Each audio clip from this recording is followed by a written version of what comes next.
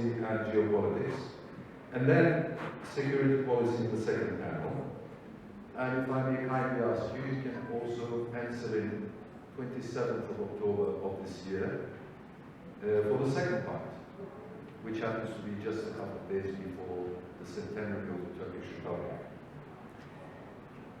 After the panels, there will be Q&A sessions at the end of both for about half an hour. You will have an opportunity to pose your questions at the speakers or the moderator. And the day will end with a final speech of Professor Hüseyin Bağcı to conclude. Unfortunately, we won't be having an evening part of the event, as announced, due to unexpected and unscheduled developments. I have said a lot, but didn't say anything unexpected and unscheduled. Unfortunately, there will be no evening part. Having said that, let's start today. I hope everybody is ready. As you know, there's never a dull moment, and not a boring day in Turkey, especially in this part of the world and these days. Today we aim to contribute to the debate on foreign and security policy with, as we see in the program, distinguished scholars and senior experts in their fields. On that note, I would also like to take this opportunity to thank Professor Hüseyin Bağcı and the Foreign Policy Institute of Turkey for their continued support and participation. Professor Hüseyin Bağcı does not need any introduction. Those of you who are familiar with the foreign policy territory sure have heard of him or have listened to his conferences. And on that note again, Professor, the floor is yours for your opening remarks.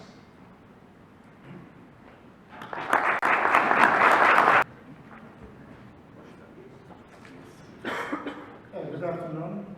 Not only for now, but also for the 100 years foundation of Turkish Republic, looking forward to the future. And definitely the participants here are very high qualitative people who know what is going on in Turkey and outside of Turkey. So it will be, I hope, a contribution, a food of thought for you. We will try to answer some questions in your mind. We will try not to answer everything, but create new questions in your brain. And of course, when we get some questions, we will try, so far, myself and my colleagues, we will try to explain from different perspectives. As you know, Sigma and Foreign Policy Institute, we cooperate together. We are not a government organization. We are above the state. We are about the government. We try to be objective, analytical, and provide you sound information and knowledge. And this is what our Institute, Foreign Policy Institute, does since 1974. While my dear colleagues said that you should take the note for 27th of October this year, I would suggest that those diplomatic corps particularly make a note for next year, 22nd of October 2024, we will celebrate 50 years existence of our foundation as Foreign Policy Institute is the first non-governmental organization in Turkey.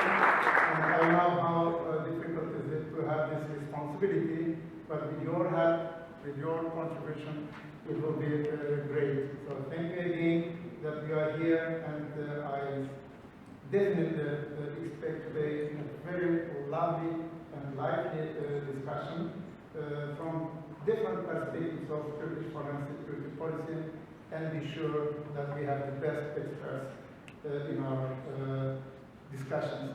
Thank you very much, and see you in a few minutes. She's been joining us for almost 30 years, and she covers mostly foreign policy issues. And until recently, she had prepared and hosted an exclusive foreign policy program called Dünya Gözüyle at KRT News.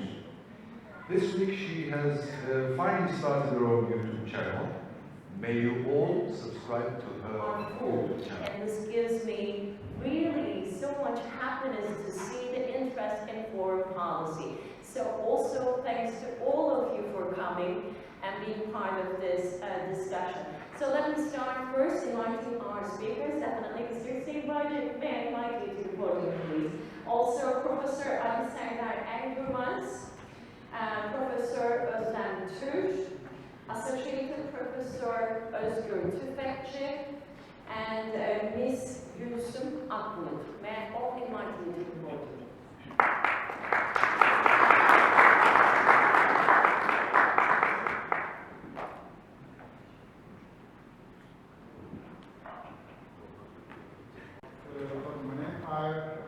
Having 700,000 square kilometers, a couple of millions of people, and it was definitely geopolitically and geostrategically important, but not as it is the case today. Why? Because as Friedrich Hegel, the German philosopher, used to say, Zeitgeist, spirit of time, is very important. 100 years later, the world is not the same where Turkey found herself 100 years ago. Turkey is not the same as before. And what is more important, is Turkey a country which builds bridges or walls? In this geography, it is very difficult to build walls. We can build walls as we do at our border to Syria, but bridges are much more important. This bridge example is interesting. David Logan, the former British ambassador to Ankara, he was just talking 2 days ago in the Istanbul Security Conference. He said, this building bridges, it sounds nice, but I prefer the bridge in Istanbul where I can take simit and fish. It was meaning Galata Bridge. The 21st century, ladies and gentlemen, will be not an easy century for Turkey and also for the entire world. As the German Chancellor Olaf Scholz was saying in his Foreign Affairs article, citing that the world is not anymore the same as 24th of February 2022. And now everybody is trying now to get a new position. This is the question whether the countries will have much more value-based politics or interest-based politics. 100 years later, Turkey is one of the countries in the world with population, so 85 million people officially. I'm not counting those people who are in Turkey seeking refuge. 85 million, 26 in the world, and geographically around 700,000 square kilometers, which is 24th in the world. And Turkey is among G20 countries. Economically speaking, Turkey is one of the economies which has developed in the last 30 years, 40 years since the result reform program.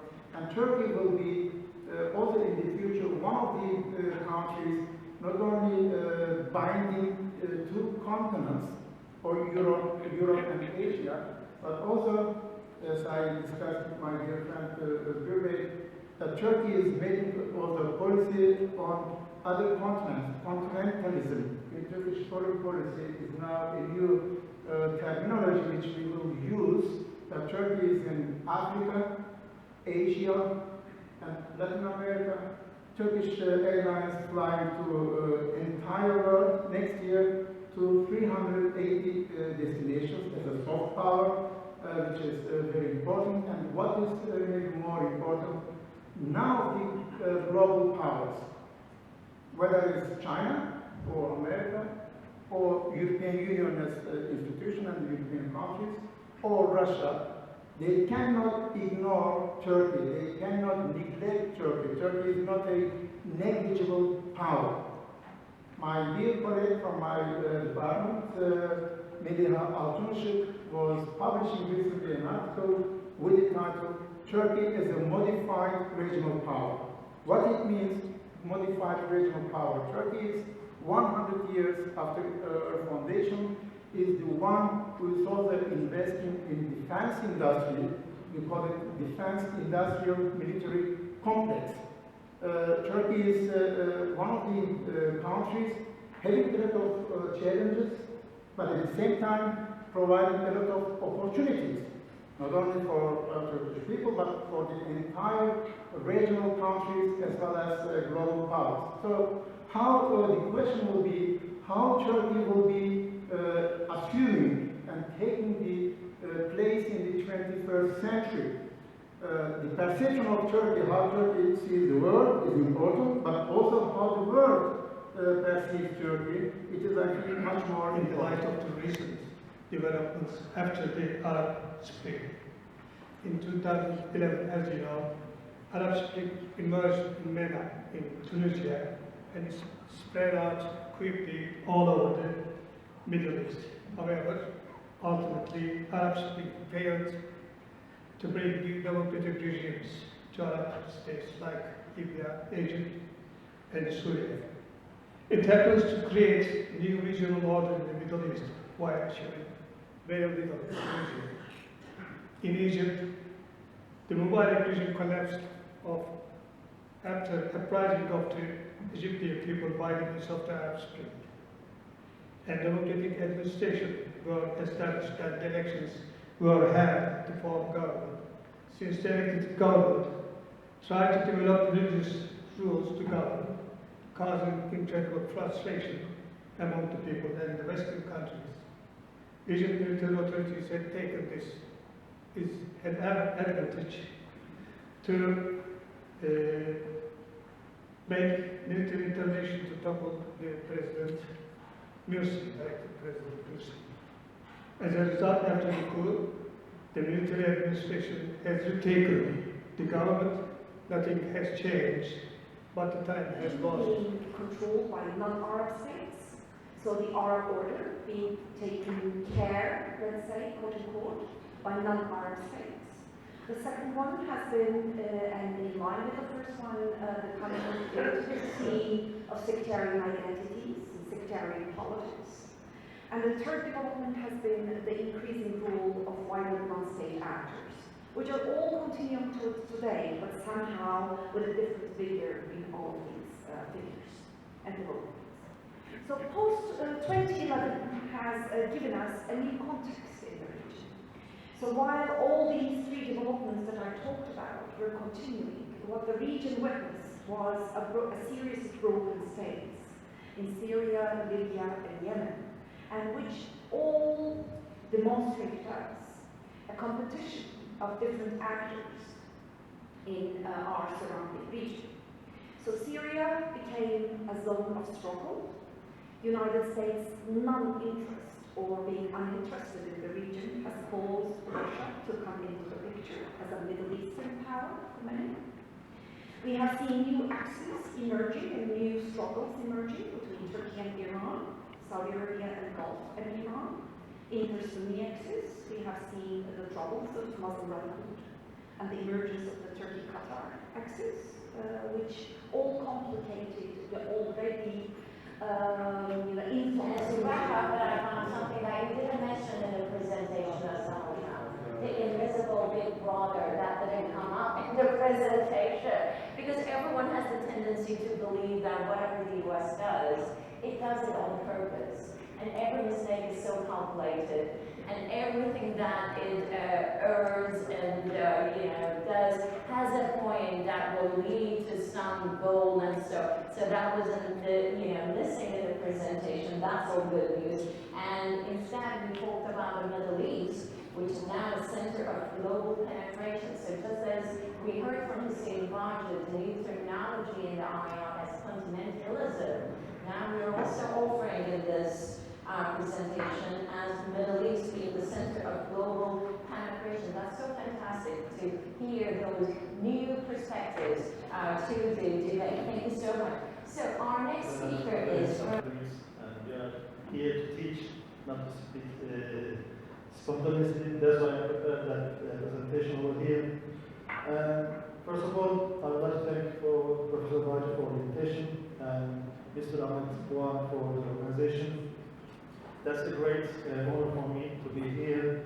I want to talk about that ideology of Eurasianism and its implication in Turkish foreign policy, specifically on Turgut Özal, Ismail Cember, and Ahmet Davutoğlu.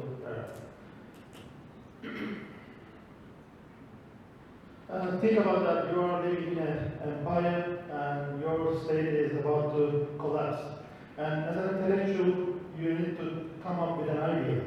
And these three men came up with an ideology. At the end of the day, thank God, we have an ideology to study on.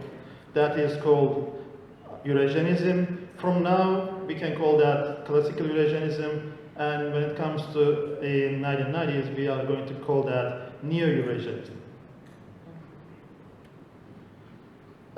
Nikolai Trubetskoy, Savitsky, and Suvchinsky, they were three intellectuals.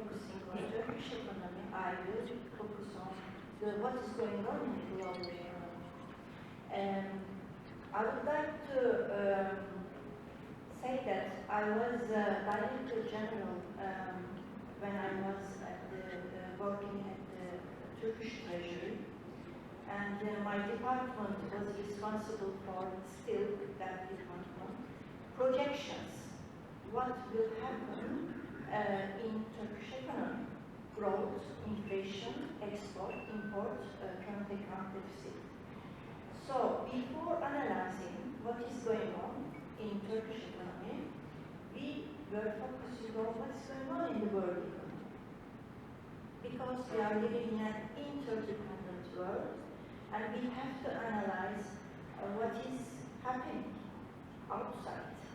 Therefore, first I want to focus on what is going on in the world economy. We economists always follow the developments of World Bank IMF meetings that just happened in April, and these meetings enlighten us their projections about the global economy. And interestingly, now we are diverging from just economic analysis, but we are seeing foreign policy issues in economic projections. It was really interesting because why? Because of we lived 2008 financial crisis. We lived 2020 COVID-19 crisis, and we have now Russian-Ukraine invasion. And these developments affected the functioning of the world economic order. Although United States is maybe pioneer of world economic order, liberal world economic order, now we are seeing that we are now talking about trade wars, technology wars, and sanctions. So things have changed, and it seems that it will change in the near future. And the result of the meeting of World Bank and IMF meeting and the projections of their for the next 5 years, medium-term projections, is not so promising for our next 5 years. But somebody has to remind me that time is over. It's a problem. Remind us. I would like to talk now about Turkey's relations with the European Union and the United States of America, which is problematic and not an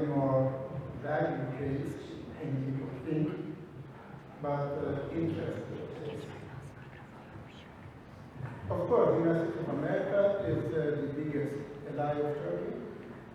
Turkey is in the radar of America in the global context.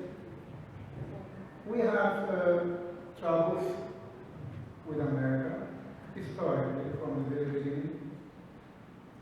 It is called anyway the Troubled Partnership, as George Harris in the early 70s published the book Turkish and American Relations, the Troubled Partnership. We the Turks and the Americans are like this, like a very long years couple married couple. On the day they have so many different views, they debate, discuss, but in the evening they share the same bed. I don't know whether they have sometimes the same dreams, but definitely they sleep together.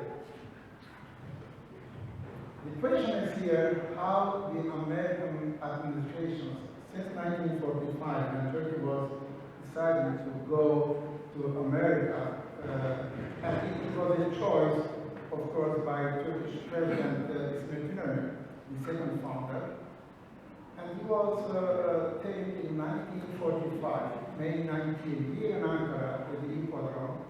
He said, I trust the Turkish youth that Turkey will be a democratic country, peace-loving nation. This is the jargon from the 40s. And Turkey is one of the founders of the United Nations, one of the 15 countries. This is why Turkey declared war to Germany. But the problem was, we forgot, besides Germany, was Liechtenstein we declared war. Technically today we are at war with Liechtenstein. But the people forget to close this and still open. So, but Liechtenstein can defeat us only in the soccer games, what they have done. But of course, military is not something